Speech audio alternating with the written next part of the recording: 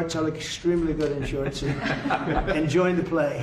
You know, no, it's going to be a lot of fun. It's going to be good. Many foreigners who want to come to attend the event are concerned about the visa situation. Can you reassure them? Yeah, they're going to have a very easy time getting in. Certain countries are going to be very, very easy, and other countries are going to be obviously a little bit more difficult. Would you like to explain that, Kristen? Yeah, absolutely. We have a process set up that we'll be implementing on getting visas approved. Everybody will be thoroughly vetted, but they'll be welcome to this country. It'll happen quickly, and we're excited for them to come. So I would hope that around the world people know that the United States is excited to bring their family here to enjoy this event.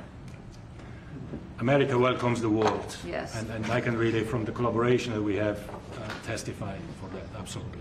Thank you. And I was just sent a picture from somebody that wants to be there very badly. He's been very respectful of me and of our country, but not so respectful of others. But he'll, I'm going to sign this for him, but I was sent one, and I thought you'd all like to see it. That's a man named Vladimir Putin, who I believe will be coming, depending on what happens. He may be coming, and he may not, depending on what happens. We have a lot of things happening over the next couple of weeks. But I thought it was a nice picture of him. Okay of me, but nice of him. So that was very nice that it was sent to me. Okay? Mr. President, yes. on that subject, have you talked to Vladimir Putin about the fact that yesterday a big U.S. factory was hit in a Russian airstrike in Ukraine? What's your reaction to I that? told him I'm not happy about it. And I'm not happy about anything having to do with that war. I said I settled 7 wars, and actually, if you think about pre-wars, add 3 more, so it would be 10. I thought this would be in the middle of the pack in terms of difficulty. No, I'm not happy about anything about that war. Nothing. Not happy at all. We'll see what happens. I think over the next 2 weeks, we're going to find out which way it's going to go. And I better be very happy. Mr. President, I had a very good call with Prime Minister Carney of Canada yesterday morning. Yes. Actually, Canada is taking away some retaliatory tariffs. He's removing his tariffs, yeah. Exactly. He's removing his retaliatory tariffs, which I thought was nice. And we're going to have another call soon. Okay. Yeah, we had a very good call. You're getting closer towards an agreement on trade? I like him. You know, look, I'm fighting for the United States. Canada and Mexico have taken a lot of our business over the years, over 25, 30 years. Especially during the Biden years. They took a lot of our business, and it's basically all coming back into the United States now. Well, hot as a pistol, and it's coming back in. Because of tariffs and the incentives we give, it's coming back. And it's impossible, I think, for another country to stop it. And we are working on something. We want to be very good to Canada. I like Carney a lot. I think he's a good person. And we had a very good talk yesterday, so I think it'll be good.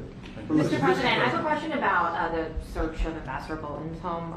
The Vice President recently just did an interview saying that it's about classified documents, but that there's also broad concern about him. What are the concerns? Well, I haven't spoken to Pam and the group yet, but I will be.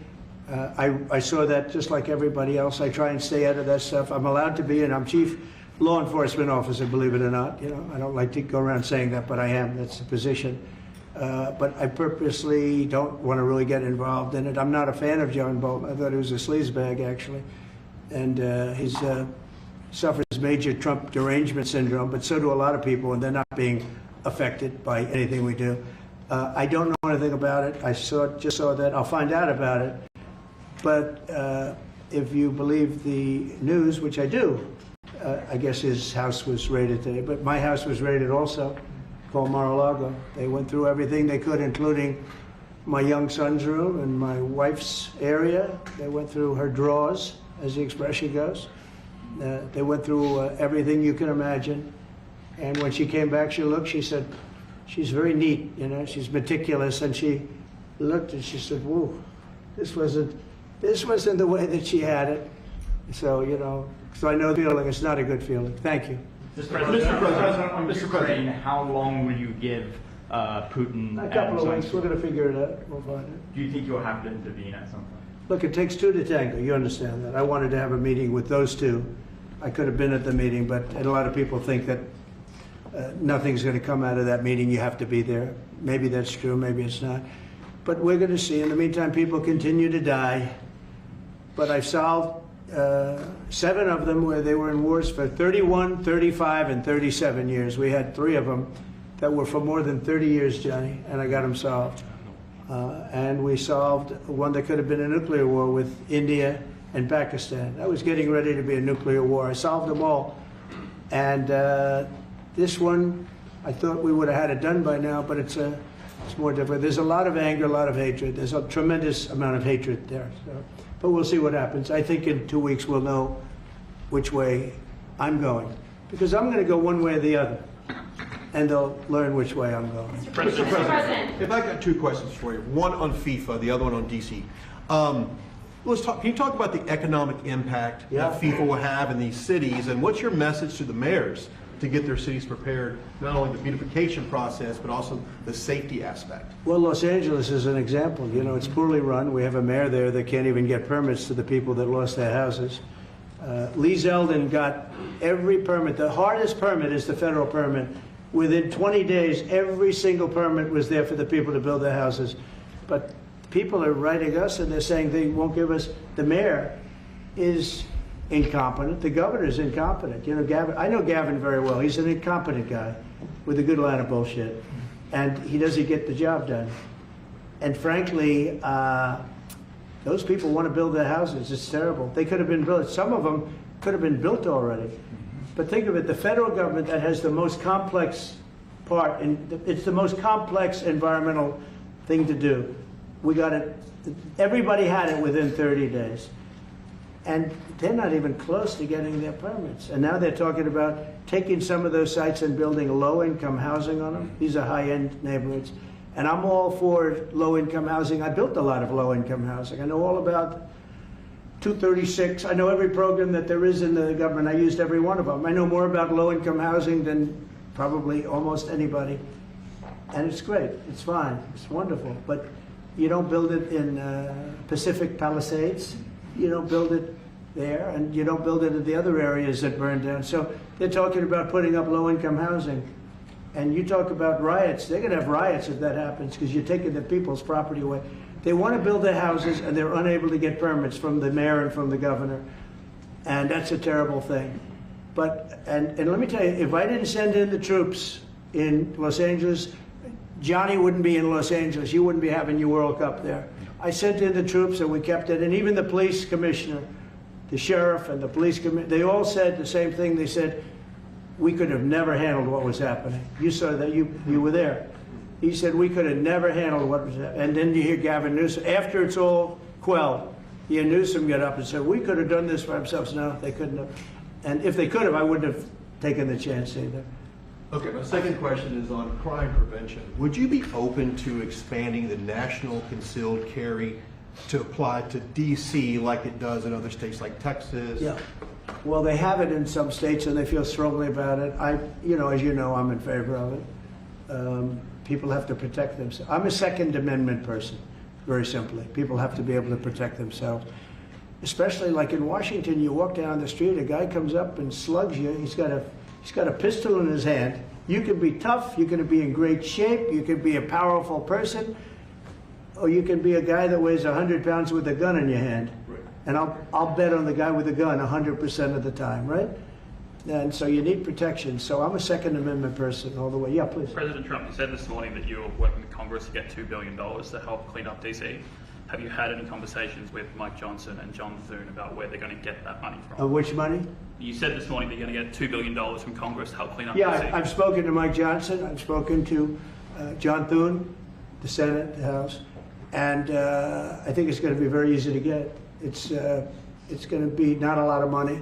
I wouldn't even know where to spend the number that you mentioned, but it's going to be money to beautify the city. Yeah, they're ready. Everybody wants to save DC. In one way, it's the easiest. The violence was more than any other city in the country, actually, by far. It may have been more than any other city in the world, if you could think. We looked at some of the worst cities in the world, it was worse. And that's why it angers me to see the mayor saying about how they have it on the slide. Not on the slide, it was worse than ever. We have no problem getting that money. That money will come out of Congress. I think it'll be even bipartisan. And is the plan I would imagine Democrats would vote for that one. Is the plan to get it before the September 30 spending deadline on the Hill? Well, I don't know if there is a deadline, because if I declare a national emergency, which this was, that ends the deadline. So, I mean, I keep seeing about a 30-day deadline, of which we have 22 days left or something. But if I think we're in great shape here, that's one thing. But if I don't, I'm going to just say it's a national emergency. And if I have a national emergency, I can keep the troops there as long as I want. If people are not going to want to have the troops, and 30 days, you know, it's one thing to get them out. It's another thing to keep them out for a long period of time. You've got to train people. You can't do this. You can't bop people over the head. And a lot of those people are in courts right now, going to court. They're going to go to jail for a long time. So that's going to take more than 30 days. But if I have to, I'll declare a national emergency, which I don't think I'll have to do. Yeah. Mr. President, Can I ask you about the Fed? You said in 2 weeks you'll know whether you go Yeah, one I think I'll or know. the I other. think I'll know the attitude of Russia and, frankly, of Ukraine. It takes two. What are the 2 ways you can go at the end of 2 weeks then? Well, then I'm going to make a decision as to what we do, Or and it's going to be a very important decision. And that's whether or not it's massive sanctions or massive tariffs or both, or do we do nothing and say it's your fight? Look, I would have never been in this war if I were president. You wouldn't have had this war. It was never going to happen. This was caused by stupid people that fought. And you know, people say, well, how do we know? Because for 4 years, it was never even a subject. And Vladimir knew, and you see his picture right here. It was nice that he sent, but Vladimir knew very strongly we wouldn't have stood for it. It wouldn't have happened. 100% wouldn't have happened, but it did happen. And now they're losing from 5 to 7 young kids. Think of it, you're a parent and your son is leaving. He's Russian or he's Ukrainian. And he's leaving and they're waving goodbye. Nice, beautiful kid. Nice crew cut, all set. He wants to be a soldier. And goes there first week, he has his head blown off. And he's no different than you people, me. And it doesn't matter where. I mean, I solved a problem in the Congo that was vicious. Rwanda and the Congo, the Republic of the Congo. And they were fighting for 31 years, and it was machetes. People were getting their heads chopped off. That was going on for 31 years. I got it solved. You saw it. They came to the White House, we signed an agreement. It was amazing. People can't believe we got it done. I love to stop killing. I really do. People thought it would be just the opposite. Hillary Clinton said, oh, he'll get us into a war. No, I'm getting everybody else out of wars. Are you saying there's a real possibility then that you do nothing if Putin doesn't come to the table for a ceasefire or try to end the I'll war? see whose fault it is. If there are reasons why, I'll understand that. I know exactly what I'm doing. We're going to see whether or not they have a meeting. That'll be interesting to see. And if they don't, why didn't they have a meeting? Because I told them to have a meeting. But I'll know in 2 weeks what I'm going to do. I have pretty good ideas. Your Justice already. Department is also sending some of the Epstein files over to the House Oversight Committee today. That's okay. Are you in support of them I'm in releasing support all of them? keeping it open. If they wanted to Innocent release- people shouldn't be hurt, but I'm in support of keeping it totally open. I couldn't care less. You got a lot of people that it could be mentioned in those files that don't deserve to be. You know, people, because he knew everybody in Palm Beach. I don't know anything about that, but I have said to Pam and everybody else, give them everything you can give them, because it's a Democrat hoax. It's just a hoax. The whole Epstein thing is a Democrat hoax.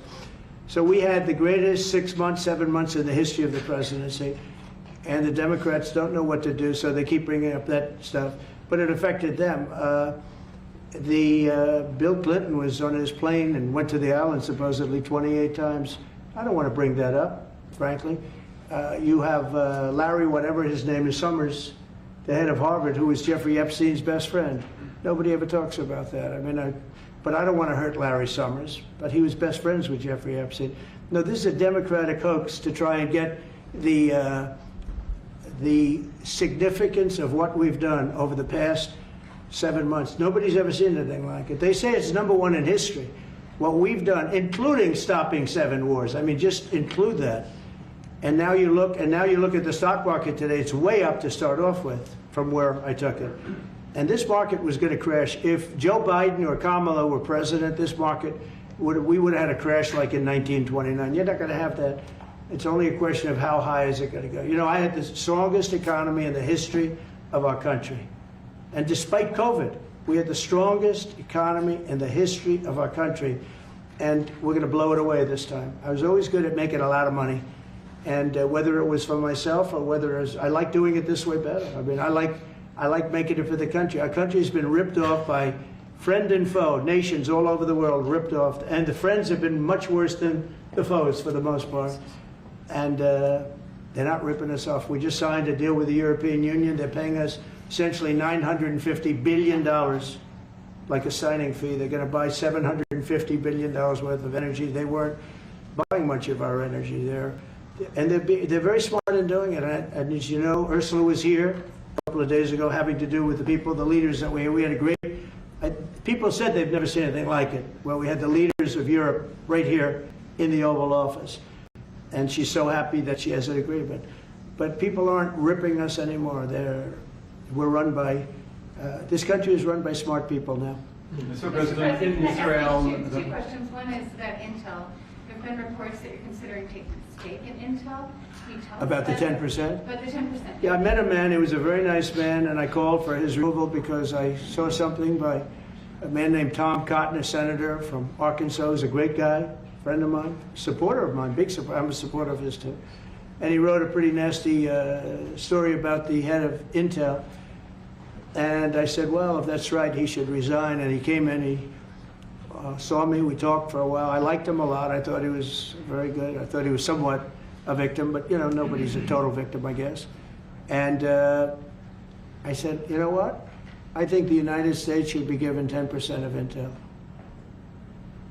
And he said, I would consider that. I said, well, I'd like you to do that because Intel has been left behind, as you know, compared to Jensen and some of our friends, NVIDIA, some of the people, and the people in, because Intel should have never been. Intel was the biggest, most powerful chip company in the world.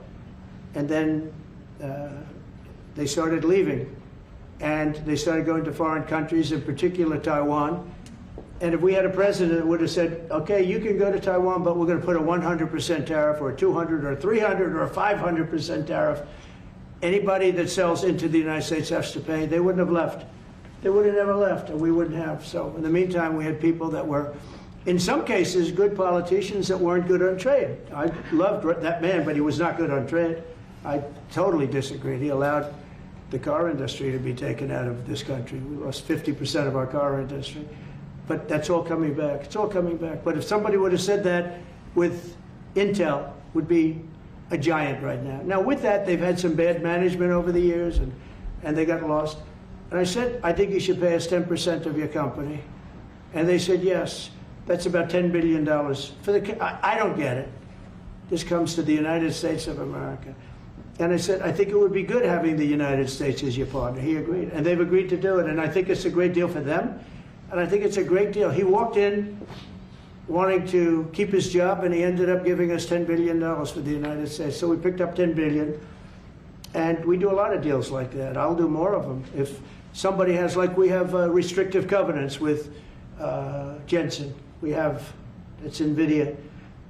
And to unrestrict the covenant, nothing to do with losing our powers or military or anything, because that I wouldn't do.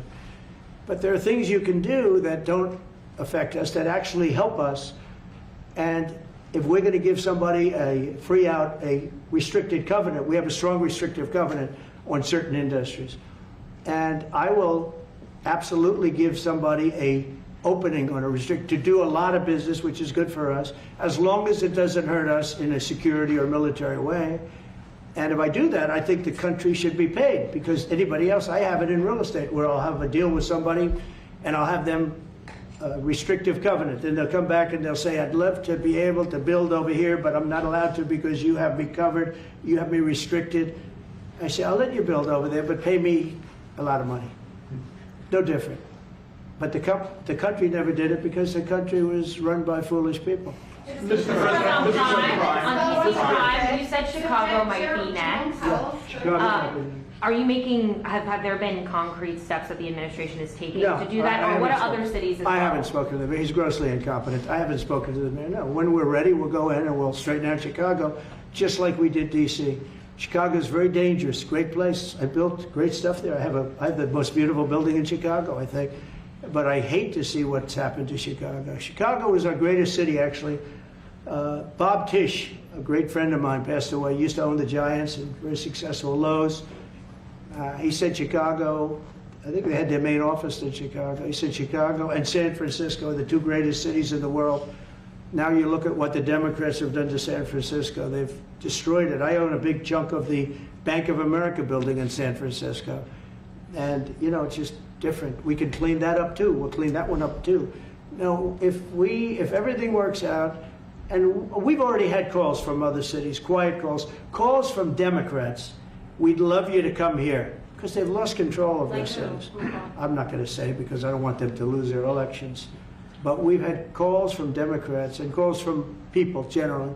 We'd love you to come here because we'll straighten out the problem. Mr. President, in Israel, the families of hostages in Israel, families of hostages are opposed to the reoccupying of Gaza. Why is the U.S. still Well, not all supporting of them. And you have to understand, I'm the one that got all of the hostages out. You got a lot of people out. If it wasn't for me, they wouldn't be out.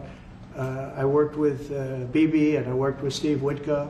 But if it wasn't for me, you would have all these hostages would most likely be dead right now, every one of them. So they all come up here. They come in groups of 10, 12, 13, and many of them, and I've gotten to know a lot of them. They're great people. What they had to go through is incredible. But so now they have 20, but the 20 is actually probably not 20 because a couple maybe aren't around any longer. It's a terrible thing. No, I don't like anymore. I said, you know, when you get down to 20, they're not going to make deals anymore. And they didn't. And then I put out a statement, as you know, that was a tough statement, go in and get them. And they said, we'll give you 10, we'll give you 10. I don't know what Israel's doing, but they were willing now immediately to give us another 10. The situation has to end. It's extortion and it has to end. And we'll see what happens. I actually think they're safer in many ways if you went in and you really went in fast and you did it. And people can't forget October 7th, remember that. I'm friendly with all groups. I won the Arab vote in Michigan. I did so great with the Arab vote, remember? I started off at 0, I ended up winning. I wouldn't say the candidate was the greatest, but I would have won against anybody. They're great people. But we have to do things properly. And you know, I'm very proud to say I got the hostages out. You have hundreds of people that are living now because of me. And now we have that final little group of people. And Hamas knows that if they give them, that's probably the end of their lives. So it's not easy to get. And I know if you're a parent, you just don't care. You want, I want my baby back. They want their babies back. They want their kids back. And I understand it. But I got them out and did a good job. And we're doing everything we can to get the hostages out. Thank you all very much. Yes? So Jackson Hole, Jay Powell today said, he suggested that they might cut interest rates, but they never proceeded. Well, we call him too late for a reason. He should have cut him a year ago. He's too late. You know, we have a stock market that's up 1,000 points today. I better be careful because I'll go out there and I'll see it's down 1,000, right? But it's up 1,000 points when I came in here. We have a country that the market's the hottest it's ever been. The country's better than it's ever been. We have a military that I rebuilt largely in my first term. We had a great, successful first term, but this is going to be even better. But we rebuilt it. We gave a lot of it away to Afghanistan, but relatively small compared to the overall. But I think it was the most embarrassing day and period in the history of our country that they allowed those 13 wonderful people, but it's really hundreds of people were killed.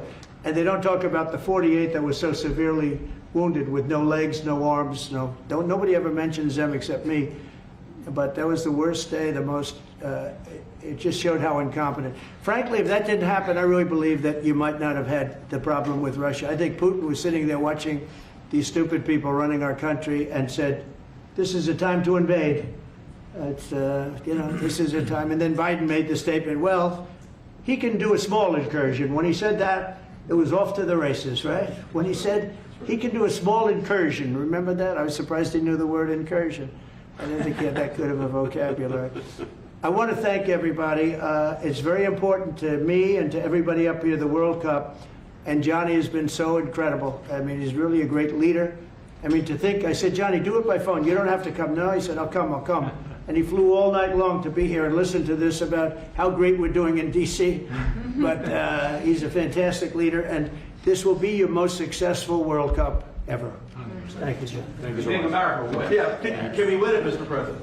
I don't know. That's I watch some of those teams go right. They go down that field. I don't know. But let me ask you: what chance does America have of winning? Well, the home team always has a good chance to win. It depends See, how he's it a good diplomat. starts. No, but it has some good Well, we have players. a shot. We have a- yeah, we yeah, have of course. Of course, you have a chance. You have a Will chance. Barrett be going to any of the games, Mr. President? I'd love to have him. He'd love to. He's very tall. Maybe we could make him a goalie. The goalies are very tall now, right? I Yeah, know. goalies are very tall. The goalies, well, he'd be a perfect goalie. At his, 100%. at his height, he'll be a great Yeah, goalie. exactly. So we'll put him on the American team. Yeah. No, but Goal. do the Americans have a chance of like getting into the quarterfinals? Yes, right? definitely. No, Yeah. the quarterfinal definitely. But then, as the tournament goes on with the public 250 years of United States, let's don't forget, they will all feel Yeah. energized about that. You know, it's amazing. The talent is really great when you watch these things. I went to the game 2 weeks ago, and it was a big upset. But you look at these people, the way they pass it,